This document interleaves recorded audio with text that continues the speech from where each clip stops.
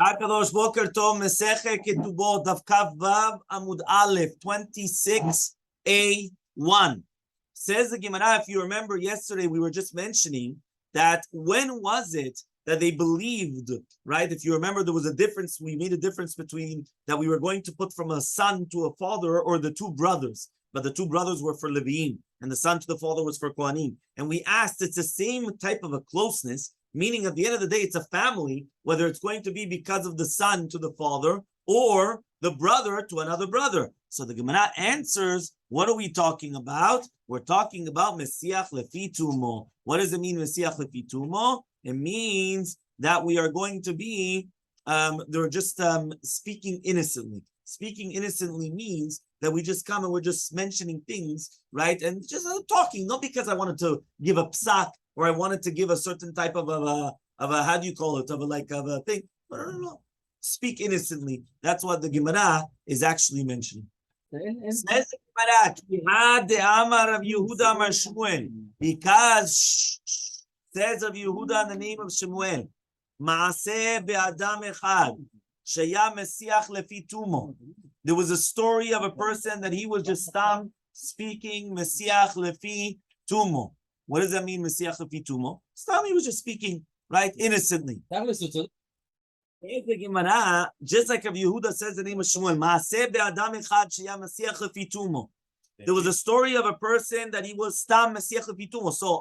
So what did I tell you? When I told you the story about asking in the company, I was Mesiach lefi tumo. Why? Because I didn't come and tell them, listen, I need to know for halakhic status, right, whether I could eat it or not. Is this chalavi or not chalavi? I went and I said, by the way, you know what? I made up a story, whether it's because of a diet, whether it's because of nothing to do with halakha. Stop, we're talking just innocently. So that's called Mesiach lefi tumo. So he says, Maaseh be'adam echad sheya mesiach lefi tumo v'amad, tzechurani kishani tinok. I remember when I was a child. Umurkav al ketefo shel Abba. So I was on my father's shoulders. V'otziuni me'abet ha'sefer. They took me out of the Bet Sefer. They took off my clothing. They put me into a mikveh to eat truma in the nighttime. Rabbi finished off the story. That his friends, they wouldn't touch him. Right? They used to call me Yochanan Ochel Chalot. Yochanan, the one that ate bread. They ate the chalot. So now this is all Mesiach lefi tumo.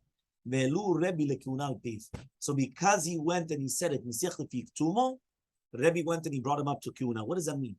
These are all the signs of Kiuna, right? They come, they take him to do tefillah, he had to eat chalot, the friends wouldn't touch him, all these things. It's all to do with Tumah v'Tahara. So it makes sense. But if he would have come and he wants to testify, so then no, he wouldn't be believed. But the fact he was just telling, I remember, by the way, when I was younger, this and that, he was going to be believed.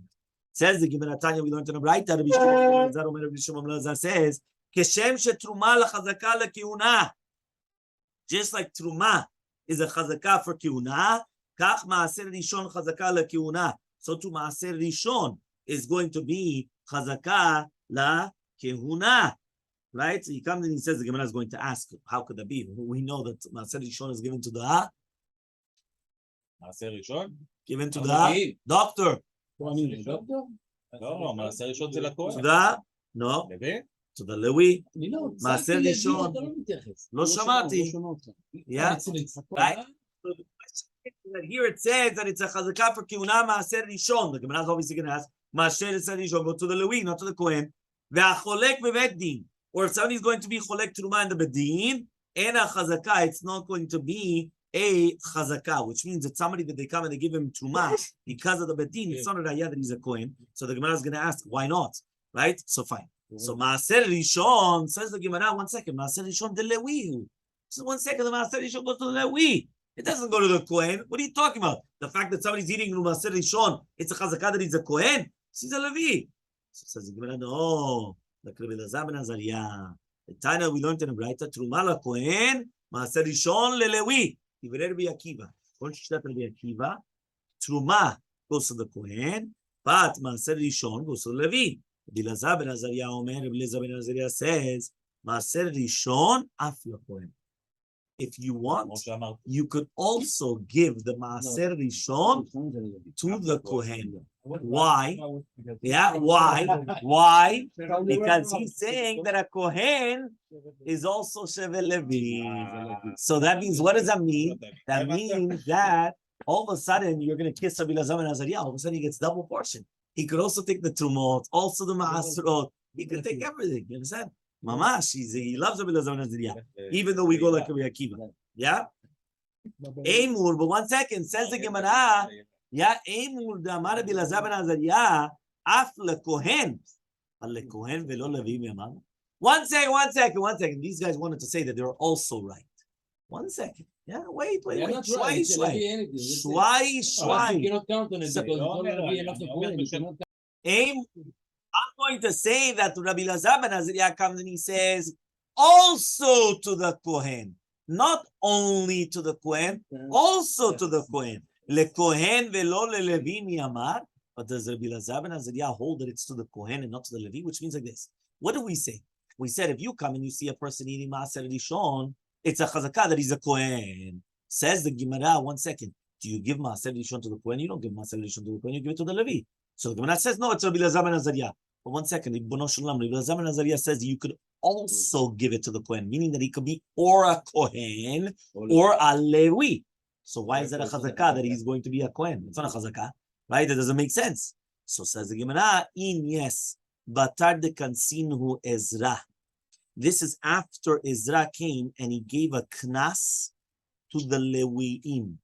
What does that mean? Right? According to Shittat Rabbi Lazar ben Azariah, the Kohan, the Maaser Rishon is given only to the Kohanim, not only also to the Kohanim, only to the Kohanim. After the Leviim were given a knas. What does that mean? Why is it that he went and he gave them a knas? Because they didn't want to come up to Eretz Yisrael. Meaning it came up that the Kohanim were trying to come up to Eretz Yisrael. The Leviim did not want to come up to Eretz Yisrael. They wanted to stay in Bavel. They thought that Babylonia, that Bavel is better than Eretz Yisrael. Boom, you gave them on the heads. Right? What happens when you give them on the head? Boom. What does that mean? You don't, yeah, you get a knas. What's a knas?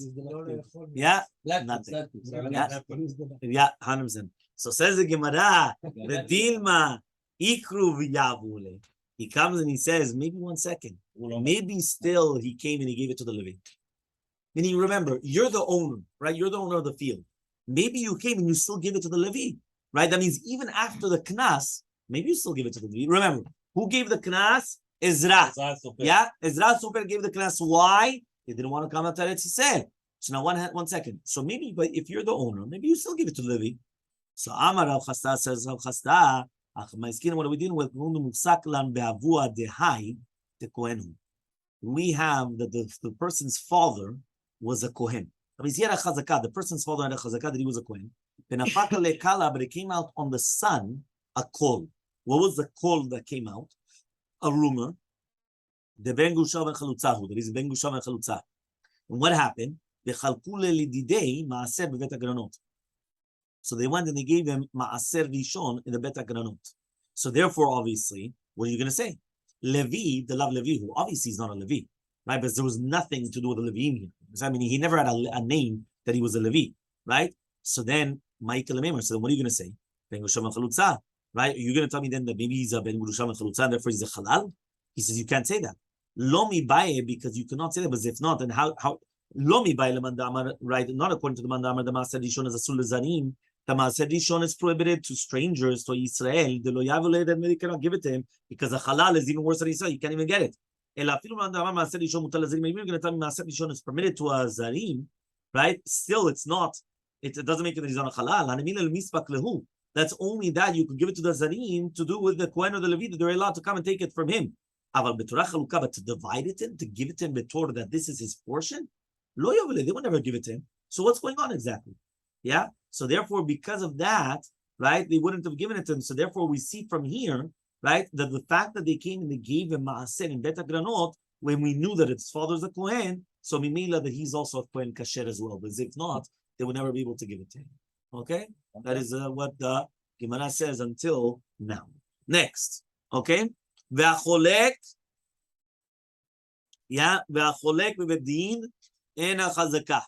We said that if right now you are dividing the truma Al pi orad bedin, it's not a chazakah that the person's a kohen. Says the Gemara, I don't understand you. The bedin are the deciding factors, right? They're the deciding factors in everything. So if you're going to tell me now, if we're talking about now in the bedin that it's not a chazakah, so where's it a chazakah then? Where's it going to be a chazakah then? So Amar Rav Sheshat says Rav Sheshat, Hachi Kamar. This is what it means to say, Hacholek truma b'nichsei aviv imechav bebedin and a chazakah. If somebody is going to divide the truma in the properties of the father with the brothers, right, in the bedin, it is not a chazakah. Yeah, one more time. Somebody that's dividing truma with the property of the father, with the brothers in a bedin, it's not a chazakah that he's a kohen. Because maybe his mother, because again, they could be two different mothers, and maybe his mother was be'em psula lekuna. So he was a halal, the brothers are not halalim, and therefore the fact that they're dividing it in bedin, right, they're dividing it because of inheritance, but not because be'emet that he's still a kohen. So says the Gemara, pshita, obviously. So he says, no, why? I would have thought to say, I would have thought to say that since the other brothers are taking their chelek of truma to eat it, so when he's taking the chelek of truma, it's also to eat it, right? Kamashmalan comes teach you, these brothers are taking it to eat it. This brother, or the other brothers, which are from the other mother, they're taking it to sell it. Which means like this, one more time. A father passes away, he's a kohen. Now he's got tons of truma, right, in his properties. So now the children, they divide it. Now, when the children are dividing it, right, I would have thought to say, 1 second, if right now this child is taking truma, but the bedin are giving it to him, so that means he's a kohen. Says the Gemara, no. Why? Because maybe he's getting it in order to sell. So we would have had a havamina that the fact that these guys are getting it, they're getting it to eat. So this guy that's getting it is also to eat, and it's a proof that he's a kohen. Kamashmalan, he's getting it just to sell, not to eat. Which means inheritance for sure he gets. Because at the end, he is a chalal, right? But we're not going to come. There's the two dots. Rabbi Yehuda says, we do not bring up to kiuna through one witness.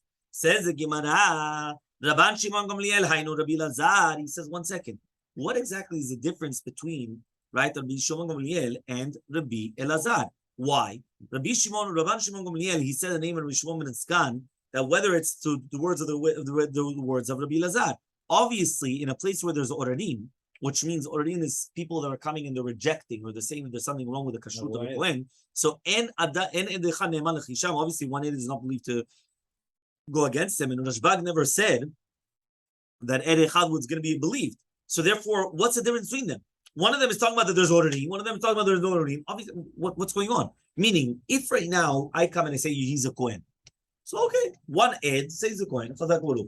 But now, if Chas Shalom, somebody comes, right? Two people come and they say that this guy's not a kohen, right? So therefore, obviously, there's a problem here. So obviously, one witness that comes and I say that he's a kohen doesn't help, right? There's oradim. There's people that come and they discharge a claim, right? They challenge a claim. They come and they say, no, it's not true, right? And therefore, it's going to be a problem.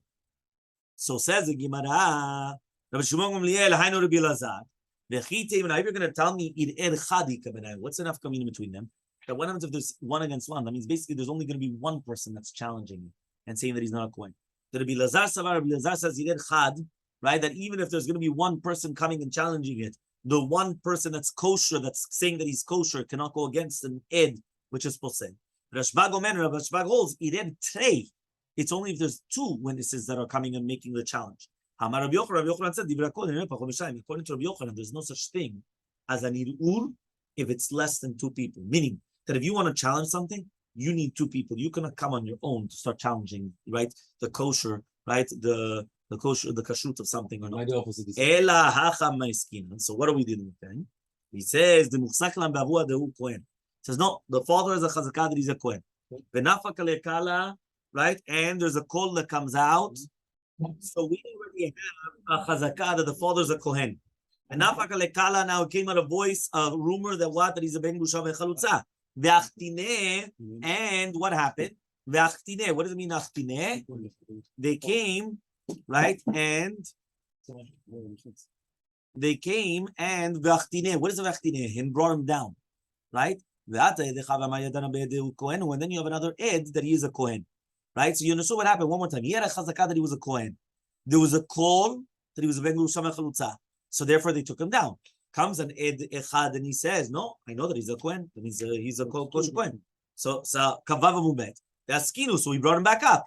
And then another two people came and they said, Ben Gurusha Chalutza, that he's a ben Gurusha Chalutza. They brought him down. And then one witness came and he said, right? And that he's actually a Kohen. So now what are we going to do then? Right? Think about it. We are up, down, up, down, up, down, up, down. What are we going to do? So says the Gemara. Yeah, says the Gemara as follows. Udkule alma, according to everybody, mitzarfin le'edut. He comes and he says, we're going to be mitzaref le'edut. Right? What does that mean? Here, we're combining the one and the one. Remember one more time. What was the case? You had chazakah. You had a call. Right? One more time. You had a chazakah. You had a call. The call is the rumors. The rumors, they brought him down. Ed echad, they brought him up. Right? Came two edim, they brought him down. Comes one ed, they brought him up. So you're combining the one and the one. Okay? So therefore we're saying that it's going to be like two that are making that it's kosher. But here the machloket is, are we going to be choshesh for zilut bedina, which means like this. There's such a concept as that it looks bad for the bedin. Imagine, like what? There's a joke. You know, bedin today say he's a kosher. Tomorrow he's not kosher. Next day he's kosher. And third day he's not kosher. Fourth day he is kosher. What's going on here? Right? We have a problem. So because of that, Tanakama holds, Kevan de'achtinu. Once we brought him down, lo maskilele. We don't bring him back up. Chashin lezilut of the bedina, because we're going to suspect to the zilut of bedina. We're going to suspect to the zilzul, to the disgrace of the bedin. Rashbag holds, no, just like we brought him down, we could break him back. So we're not going to suspect it. Why? Because it's like a court of, it's obviously, but it's a court of justice. There's new evidence. When new evidence comes, it's not ziluta and betin. Betin could only pass in, right, with that which they have in their hands. If all of a sudden new evidence comes up, they're going to say, no, I'm sorry, right? It's not our honor, right? That now we're going to change the psak. Why not? Right? There's no evidence. So we don't suspect to zilut to the bedinas. So Matkifla Ravashi comes and he asks the following question. Yachi, so, 1 second. Why is it that we're only arguing in a case where you had one on one? Right? Remember, one more time. You had the chazakah that he's a Kohen. A call bring him down. That he's a ben Gurusha Chalutza. And you had one witness that he's a Kohen. So we brought it back up. Then you have two witnesses, no, brought him back down. Then one witness, yes, and then we want to bring him back up again. What exactly, right? Why are we speaking about one and one? Like it was, just say 2 against 2. You have two witnesses saying that he was going to be, right, the kosher, against the two witnesses that said that he's going to be pasul. So therefore, why do we have to take such a case? Ela Ravashi, but rather Ravashi says, what does that mean? The machloket is, are we going to be mitzaref two different witnesses when they're coming not at the same time or not? Right? According to Shtat Rabbi Lazar, we are not mitzaref both of them together. Why? Because they didn't testify together. It was one at the beginning and then one in the end. So therefore, it's two separate testimonies, and each one is an ed echad, right? But if it would have been two, right, then yeah. But here it's only ed ve'ed.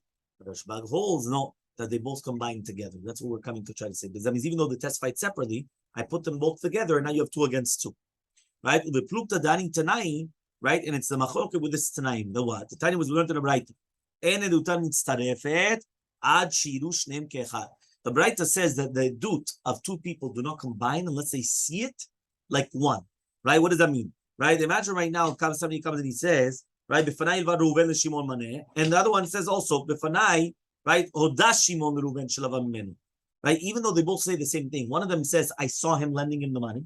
Right? We saw the hush money. And the other one came and the other one comes and he says, I know that he went and he admitted in front of me that he borrowed the money from him. But they're both saying the same thing. I owe you 100. Doesn't matter how it was, whether you saw the loan or I was modeh about the loan in front of you. But the fact that they're 2 different witnesses and they didn't see it together, it's 2 separate witnesses. It's not considered 2 witnesses. That's what the Braita says. Okay, Rabbi Yeshua ben Korcha Omer, no, even if it's going to be one after another, the en edutan mitkayemet v'vedina chiudu shneim kechad. However, when you want to come and you want to be mikayem the edut, it's only if they both testify together. Binatan Omer, Binatan says, shomin dvarav shel zeh hayom, sheyavo chavro l'machar, shomin dvarav. No, you could even accept their testimonies in 2 different days, and it's still going to be okay. That is the etzem machloket. Are we combining witnesses? Are we combining testimonies? Or not combining testimonies? Obviously, that's going to be the machloket between them. Kavava mubet Mishnah. Haisha shenechbesha. A woman that she was taken into captivity b'dei of kochavim. Usually here nechbesha means into the Veta Surim. Right? Shivuya, right, is that she's taken into captivities from bandits. Usually the term nechbesha means into the jail. Right? So Haisha shenechbesha b'dei of kochavim, in the hands of the goyim.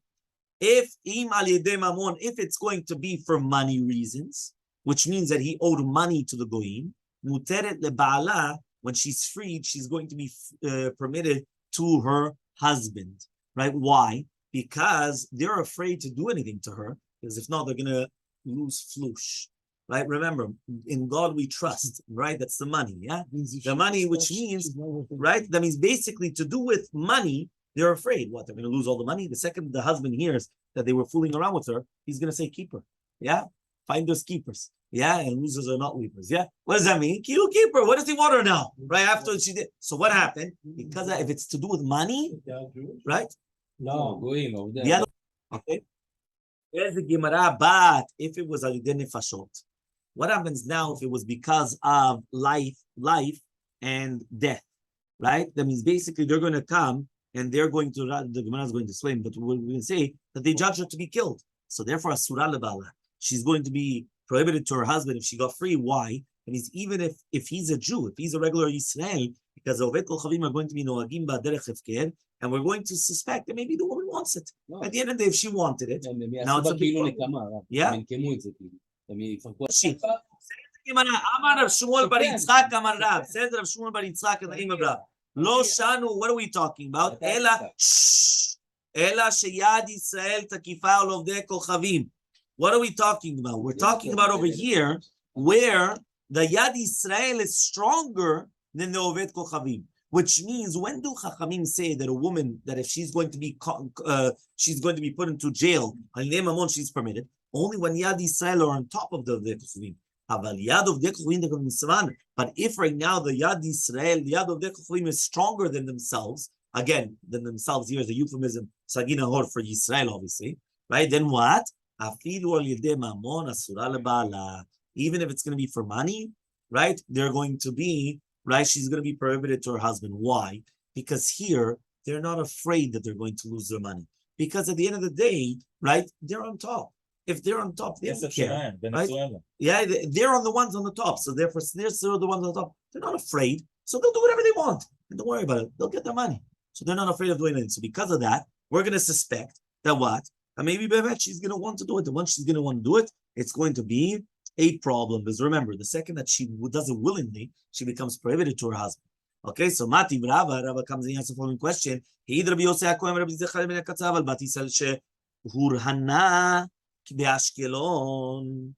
Yeah, what happened was that Rava comes and he asks the following question, right? They asked the question on this of Shmuel bar Yitzchak from the Mishnah and Eduyot.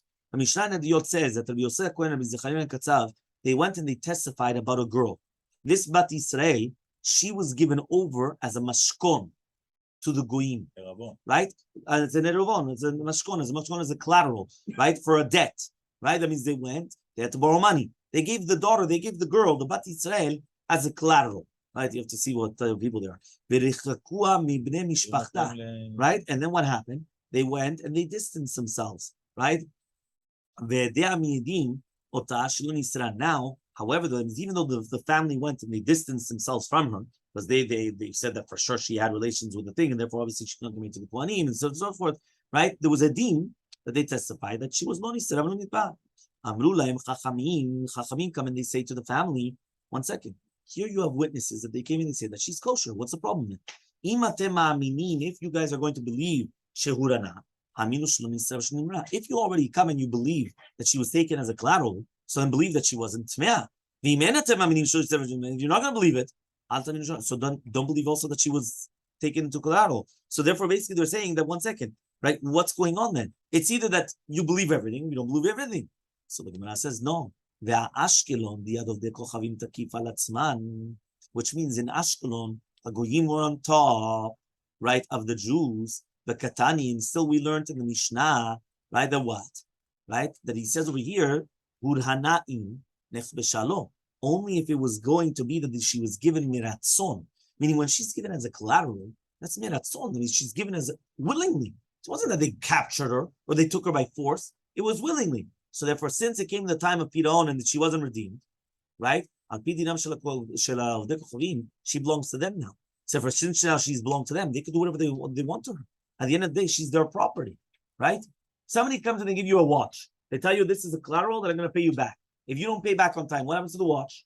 Kaddish, it's his, that's it. So for now, this girl is now theirs. They can do whatever they want with him, right? But nechbesha is lo mitzona. It's not willingly, right? So therefore, she never becomes knuyat to them. She never becomes acquired to them. So therefore, we don't need edim to be matirota. So even though the yad of dekhuim takifa, right? We're not going to say that. So this is the opposite of Rabbi Shmuel bar Yitzchak. Okay, Kavzayin Amud Aleph. So says the Gemara, really be'emet, hu adin afilu nechbesha. Really be'emet, this halakha applies that even if she's going to be nechbesha, what does it mean nechbesha? She was taken, right, alidei mamon lo mitzvah, which means she was taken like to jail against her will. But it was just, that means basically, there's no difference whether it was done willingly or not. In both of them, you need edim to permit her to her husband when the dekol is tekifa, meaning that when the goyim are on top, you always need edim to testify that she didn't do anything, right? That she didn't go willingly with these goyim, right? Why? But that was just a story. The story was like that. But really, be'emet urana, which means she was given over on her own accord, or that she was taken by thing. She's going to be obligated, right? The same halacha. Ika de amni. We're going just a few more lines. It says there are those that say Amarava Rabba said we also learned it in the Mishnah. Rabbi Yosef Kohen Rabbi Zecharim and Katzav al Bati says Shulana be'Ashkelon. Right? They testified Rabbi Yosef Kohen Rabbi Zecharim and Katzav and Bati Israel that she was given over to the Goyim in Ashkelon. Again as a collateral, as a guarantee. And the family members, they went and they pushed her away. There were witnesses that testified that she wasn't put into Tum'ah. Right? I mean, she didn't do anything. If you're going to believe that she Shulana, so then believe also that she wasn't with the Goyim by themselves. She wasn't Tmeah. If you're not going to believe that, so don't believe that she was given over as a collateral. So it says, one second, in Ashkelon, it was a case of money. Because of the money case. That means it was basically she owed money. Only because witnesses come and they testify. But if the witnesses are not going to testify, no. So my love, is there not difference? That there's no difference whether it was that she was given over as a collateral willingly or she was taken by force, which is nechbesha. And says no, it's not like that. Why? The hurana shane, because it's different hurana, right? Why is hurana different? Because at the end of the day, it was given over on her own. So once it was given over on her own, right? This is going to be again not like Rav Shmuel bar Yitzchak. Right? So therefore it comes out that there's going to be a difference between Hurana, right, and Nechbesha. The Hurana is worse because Hurana, she gave over herself. So some people actually asked it as a stira. Tzanan, we learned in our Mishnah that if it's for money, she's permitted to her husband. When we have a contradiction, he the Rabbi said the entire thing again. Hashkelon, the mamon, there it was through money. The Ketani Tama, we only learned the reasoning why. The Dimota, but there's witnesses, right? But if there's En Dimota, she's not going to be permitted. We answered, it's not a question. It all depends who's stronger. Is the Goyim on top of Yisrael or Yisrael on top of the Goyim? Okay, these are the two dots. We're just going to go to the Mishnah. Alidei nefashot asura. When we said that alidei nefashot, she's going to be prohibited to her husband, which means she was captured, but she was captured because of life and death situation, so she's going to be prohibited to her husband. Amar Rav says, for example, the wives of the Ganavim. That means what happens? That in the Dinei of the Kochavim, the Ganavim, they are hung, meaning thieves are hung, right, by the Goyim. Now what happens? Their houses and their wives become hefker to everybody. So since they become hefker to everybody, they're prohibited to their husbands, right? Why? Because we're going to suspect that maybe she actually went willingly. That means what happened? The guy, he's a thief, right? And he's on the run. They come, they take the wife. Why did they take the wife? Anyway, she's going to become hefker. So now what happened? We're going to suspect. Listen, so then they're going to start fooling around with her, but they think anyway she's going to become hefker. Right? So therefore, what happens? So therefore, in such a case, right? What happens is that we're going to suspect that maybe mitratzta. Maybe she went and she actually wanted to have a relationship with one. Levi says, no,